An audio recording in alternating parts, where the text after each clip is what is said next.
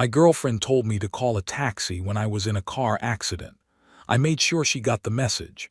I'm still processing what happened, but I need to get this off my chest because I genuinely can't believe someone I loved could be this callous.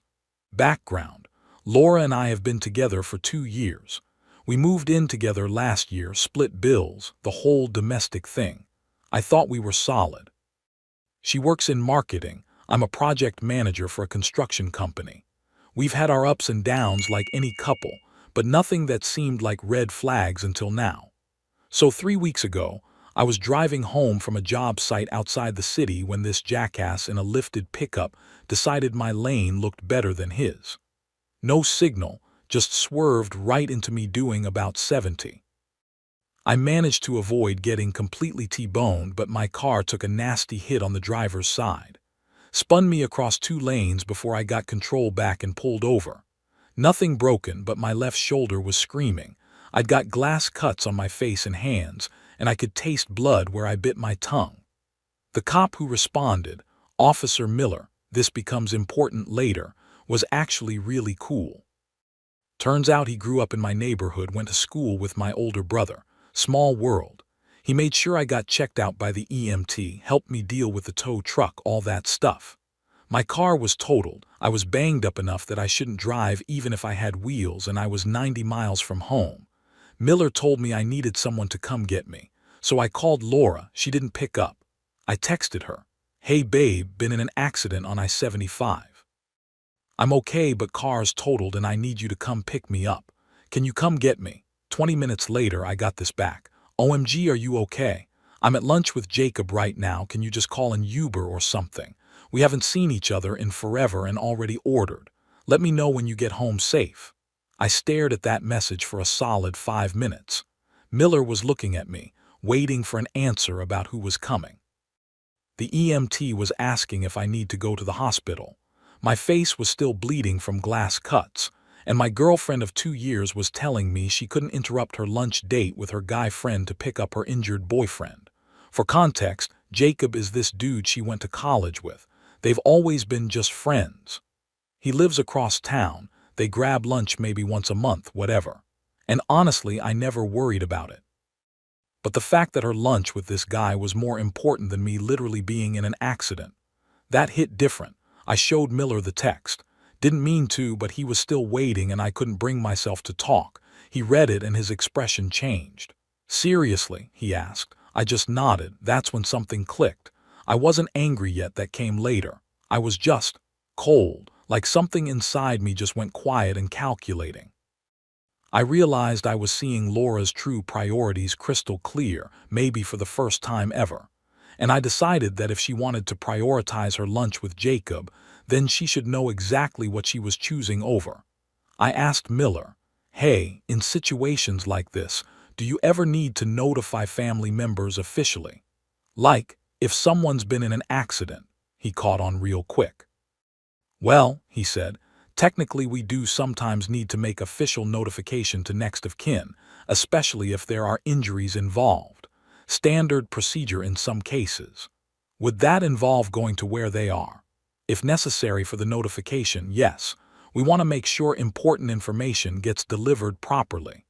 I gave Miller Laura's number and told him where she was having lunch.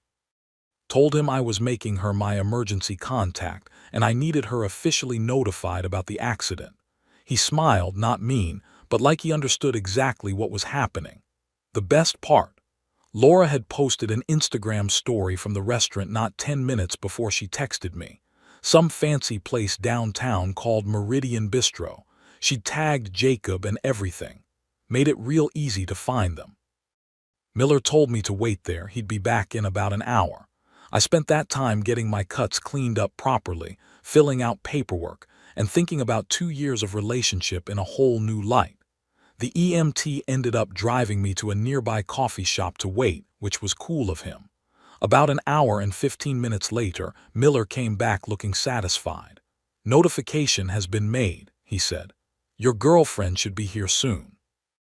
Laura showed up 45 minutes later and I could tell she'd been crying. Her face was blotchy, her makeup was smeared, and she looked like she'd thrown her clothes on in a hurry. Jacob wasn't with her. She ran up to me and immediately started with Daniel. "Oh my God, I'm so sorry. I didn't realize how serious it was." But I could see it in her eyes. She was panicked, but not about my injuries. She was panicked about what had just happened to her. I didn't say much on the ride home, just thanks for coming when she got there, and gave her basic directions. She kept trying to explain herself, but I wasn't really listening. I was thinking about how she'd reacted to my text versus how she'd reacted to Miller showing up at her lunch. Funny how priorities can shift when there are consequences. When we got home, she made a big show of taking care of me. Wanted to clean my cuts, make me food, keep asking if I needed anything.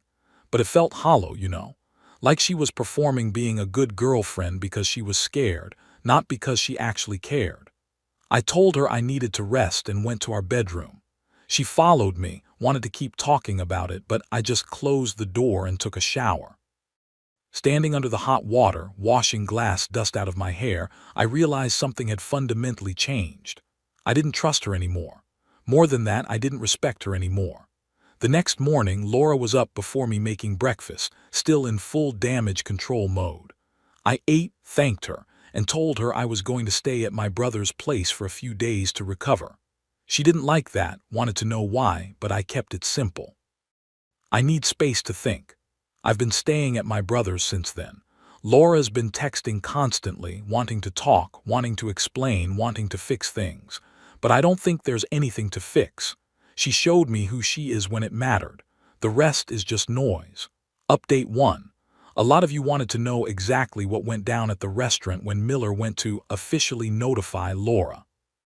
I grabbed beers with him yesterday. Dude's become a friend through all this, and he gave me the full story. It's even better than I thought. So Miller rolled up to Meridian Bistro around 2:30 p.m. This place is downtown, pretty upscale lunch spot, lots of business people. Miller walked in wearing full uniform, and you know how that changes the energy of a room immediately.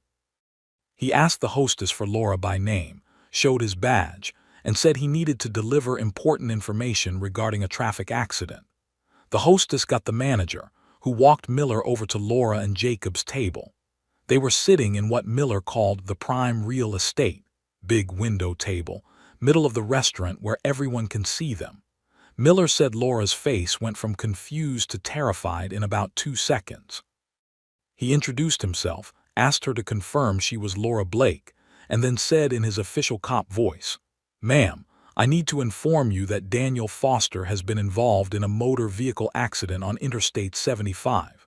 He sustained injuries and is currently awaiting pickup by his emergency contact." The whole restaurant got quiet. You know how it is when a cop starts talking to someone in a crowded place. People stop eating and start listening. Laura immediately started asking if I was okay, how bad was it, all that. But Miller said what really got him was her first question after the basic ones. "Wait, why are you here? How did you find me?" Miller, being the professional he is, said, "Ma'am, the injured party listed you as his emergency contact and requested official notification. He indicated you were unavailable by phone." That's when Jacob apparently started looking uncomfortable. Laura started explaining about the lunch, how she didn't realize it was serious, how she thought I could just get a ride. Miller let her talk for a minute, then said, "Ma'am, your boyfriend has sustained injuries requiring medical attention and has been without transportation for over an hour. He's requested that you be notified of the situation." The way Miller told it, you could hear a pin drop. Laura's explanation had basically just announced to the entire restaurant that her injured boyfriend had called her for help, and she'd blown him off for lunch. She realized it too, because she started turning red and speaking quieter. But the damage was done. Miller said people were definitely listening, and a few were doing that thing where they pull out their phones and pretend to text but are really recording. The best part, Jacob finally spoke up. He apparently had no idea what was going on. "Wait, Daniel's hurt. Laura, why didn't you tell me?" Laura had to admit to Jacob in front of the cop in the restaurant that she'd gotten my text and decided their lunch was more important. Miller said Jacob looked genuinely shocked. Jacob immediately stood up and said they needed to leave right now. Started putting money on the table, apologizing to Miller, asking for details about my condition. Laura was trying to salvage the situation, saying she was coming right away. It was all a misunderstanding. Miller gave her the location where I was waiting and told her to drive safely. As he was leaving, he heard Jacob asking Laura why she didn't tell him I was hurt, why she made it sound like I was just being demanding. Miller said Laura was trying to explain, but Jacob was just shaking his head. Here's the kicker. Apparently one of the other diners recognized Laura. Small world, right? It was someone from her work. Miller overheard this woman talking to her lunch companion. Oh my God, that's Laura from the Morrison account. Her boyfriend was in an accident and she didn't leave lunch to help him. I cannot imagine how Laura felt hearing that. When Laura picked me up later, she was clearly shaken. Not just worried about me shaken, but humiliated and panicked shaken. She kept asking how the cop found her, why he came to the restaurant instead of just calling. I didn't explain. I just said he needed to notify my emergency contact officially. The drive home was awkward as hell. She tried to explain herself, but every explanation just made it worse. I didn't think it was that serious, okay, but I texted that I was injured and needed help. Jacob and I haven't seen each other in months, and that was more important than your boyfriend's well-being. But the thing that really got to me was when she said, "You didn't have to send a cop to the restaurant. That was embarrassing." Embarrassing. Not "I'm sorry I abandoned you." Not "I should have come immediately." That sealed it for me. She was more upset about facing consequences than she was about what she'd done to deserve them. Miller told me that in 15 years of police work, he's never delivered a notification quite like that one. But he said situations like mine, where someone's real priorities get exposed during an emergency, happen more than people think. He's seen marriages end over less. I'm still at my brother's place. Laura's been texting constantly, but I'm not ready to deal with her yet. I'm breaking up with her, obviously. Just need to figure out the apartment situation first, since we're both on the lease. Update 2. There have been some developments that I think you guys would want to hear about. So last Monday, I finally went back to the apartment to get my stuff and have the breakup conversation with Laura. I'd been putting it off because, honestly, I wanted to make sure I had somewhere to land first. My brother's been cool about me crashing there, but I found a month-to-month sublet across town and figured it was time to rip the Band-Aid off. Laura was home when I got there, and she immediately launched into what was clearly a rehearsed speech. Started with how sorry she was, how she'd made a terrible mistake, how she never meant to minimize my accident. All the things you'd expect. But then she said something that really pissed me off. "I think you're being unfair by judging our entire relationship based on one bad moment. People make mistakes, Daniel. I was just trying to be a good friend to Jacob." A good friend to Jacob. What about being a good girlfriend to me then? I asked her straight up. If Jacob had been in the same accident, would you have left lunch immediately to pick him up? She got that look people get when they realize they've walked into a trap. That's different, we were already together. I just shook my head and told her there was no need to finish that sentence, that I was moving out and we were done. She cried, asked me to go to counseling with her, promised she'd never do anything like that again. But how do you promise not to reveal your true priorities? She already showed me what matters to her when push comes to shove. The practical stuff has been surprisingly easy to sort out. We're both on the lease until December, but she can afford it alone and wants to keep the place. Most of the furniture was hers anyway. I'm taking my desk, my tools, my books, and getting out of there. While I was packing my stuff, Laura kept trying different angles to get me to change my mind. She started with apologies, moved to promises, then tried bargaining, what if I delete Jacob's number, and finally landed on anger. "You know what, Daniel, you're being dramatic about this. It was one afternoon, I apologized. You got your little revenge with the cop stunt and now you're throwing away 2 years over nothing." Nothing. My accident was nothing to her. Then she said, "And don't think you're any better than me." Fine, maybe I messed up, but you set me up to be humiliated in public. That was cruel. I almost laughed. She was still more concerned about being embarrassed than about what she'd done to deserve it. I didn't set you up, Laura. I just made sure you got the message that your boyfriend was in an accident and needed help. The humiliation was all your own doing." She didn't have an answer for that. While I was loading my truck, my neighbor Mrs. Lawrence came out to help carry boxes. She's this sweet older lady who's lived in the building forever, knows everybody's business. She asked if everything was okay, so I gave her the basic story. Mrs. Lawrence just shook her head. Then she told me that Laura had been having people over for support all week, and it was getting loud. Apparently Jacob came by twice, which I found interesting. Mrs. Lawrence said Laura seemed to be telling everyone who would listen about how unfairly you're treating her. That gave me an idea. I asked Mrs. since I remembered Miller mentioning someone from her office was at the restaurant. I later did some asking around. And sure enough, word had spread through the office about what happened at Meridian Bistro. Apparently, it had become quite the talking point, and not exactly in Laura's favor. The final nail in the coffin came when I was loading the last box. Laura came down to make one more plea, and she said something that crystallized everything for me. "Daniel, I know I made a mistake, but you have to understand, Jacob's been going through a rough time lately. He really needed that lunch. I was trying to be there for a friend who needed me. And what about your boyfriend who needed you? That's different. I knew you'd be okay. You're strong, you can handle things. Jacob's more fragile right now." So there it was. In Laura's mind, my emergency was less important because she assumed I'd figure it out.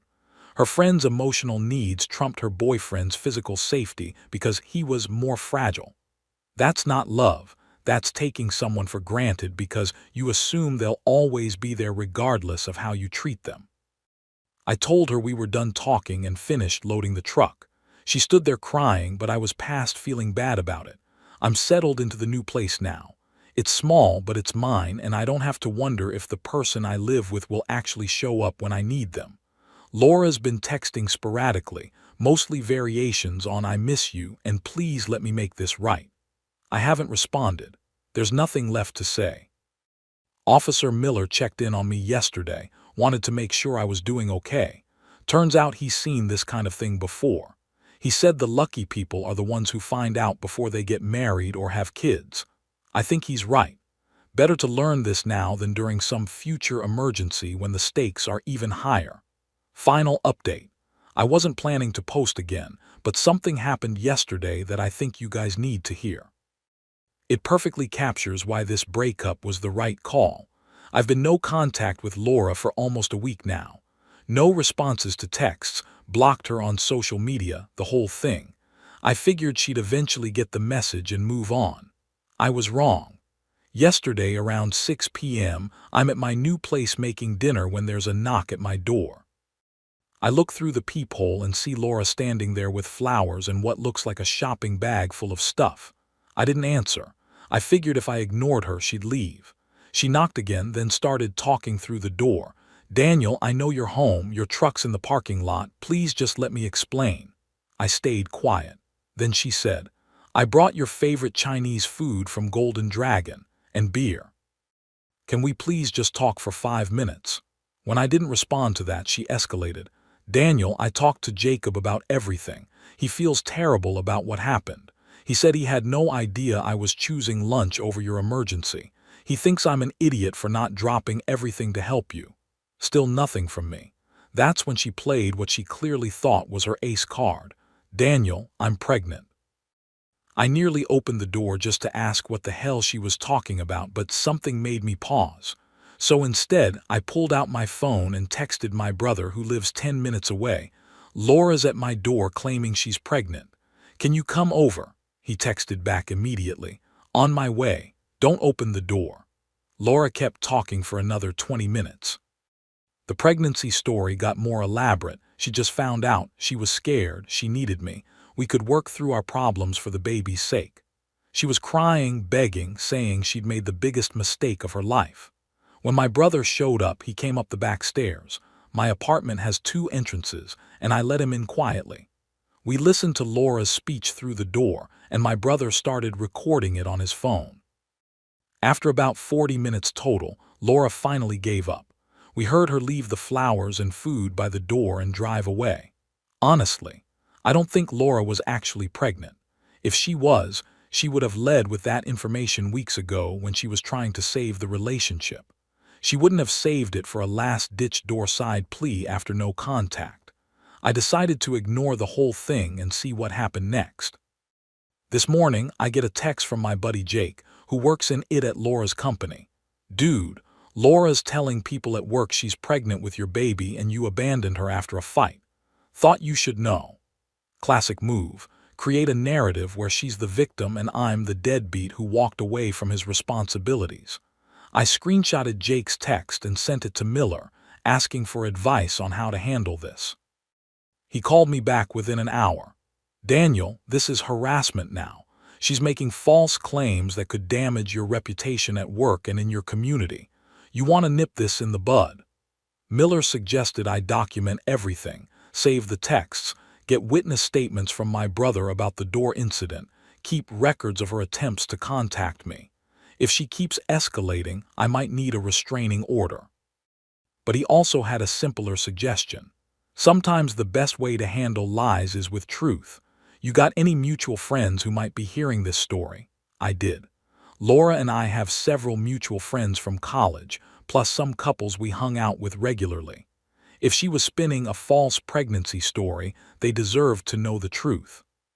So I sent a group text to about 8 people we both know. "Hey everyone, heads up that Laura and I broke up 2 weeks ago after she chose not to help me when I was injured in a car accident. She's now claiming to be pregnant and telling people I abandoned her. Just wanted you to hear the real story from me. Hope you're all doing well." Then I attached everything I documented. Within an hour, I had responses from 6 of the 8 people. The general reaction was shock, both about the accident situation and about Laura's apparent lies. 2 of them said Laura had already reached out to them about the pregnancy, asking for advice about how to handle my abandonment. Apparently, Laura had told them we broke up because I was being unreasonable about her having male friends. She never mentioned I was hurt.